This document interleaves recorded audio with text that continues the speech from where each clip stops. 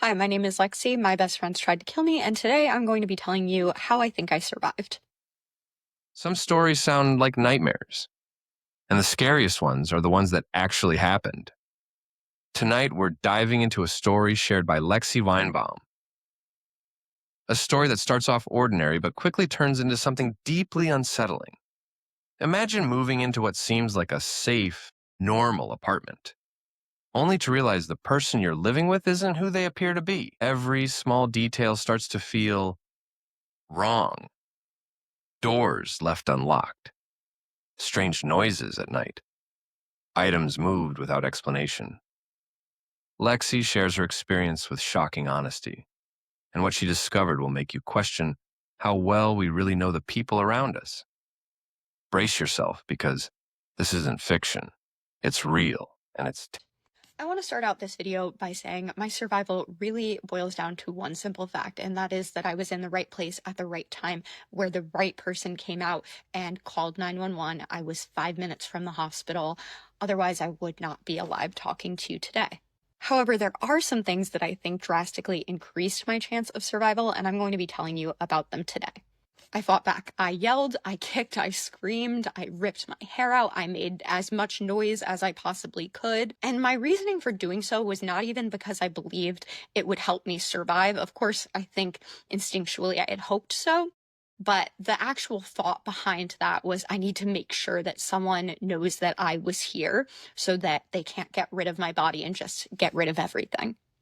I don't really know what fully I was thinking at that moment, but I remember looking and seeing that the water bottle bong that they had handed the substance to me in was plastic, and having the realization hit me that they're just going to throw that away and no one's going to really even realize that I was here.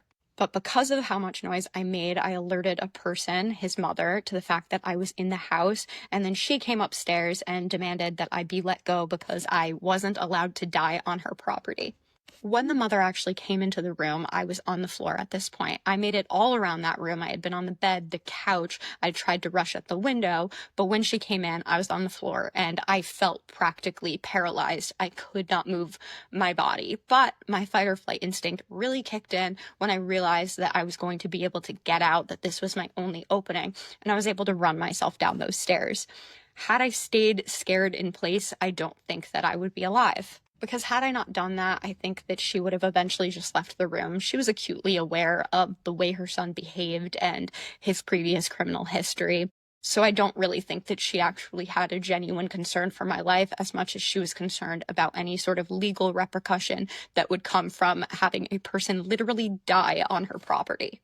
When I actually made it to the road, I made sure that was everyone's problem by screaming as loud as I possibly could. Those words still ring in my brain to this day in the exact tone that I said them in, which were, "I'm going to fucking die. Someone please help me.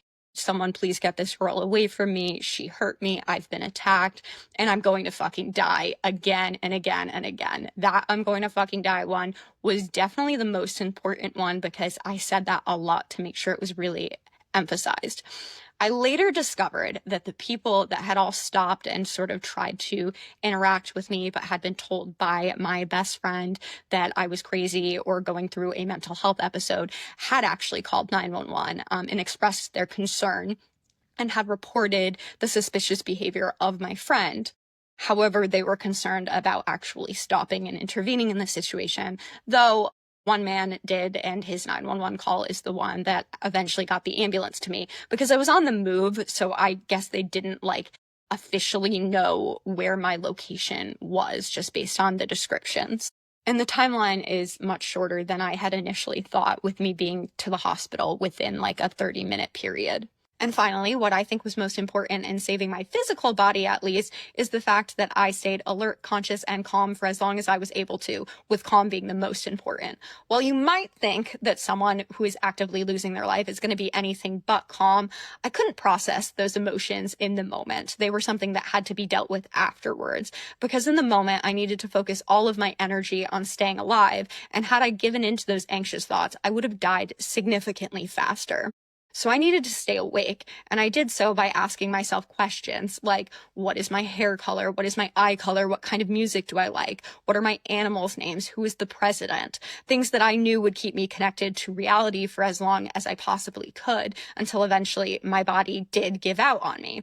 And when my body was giving out, I remembered one thing, and that is that I had two black and white horses. Their names are Polly and Lightning. And had I not held on to that fact, I don't know what would have happened next. But like I said in the beginning of the video, had that man not been on that street at that time and decided he wasn't going to listen to what my friend was telling him and was actually going to be the one who saved me, I would not be alive today. Stories like Lexi's remind us that danger often hides in plain sight, behind faces that seem familiar, even friendly. The small details we dismiss, doors left unlocked, noises in the night, subtle shifts in behavior, can sometimes be the only warning we get. The real terror isn't in the story itself. It's in the fact that this could happen to any of us, anywhere, at any time. So pause and ask yourself, how well do you really know the people around you? And what would you notice before it's too late?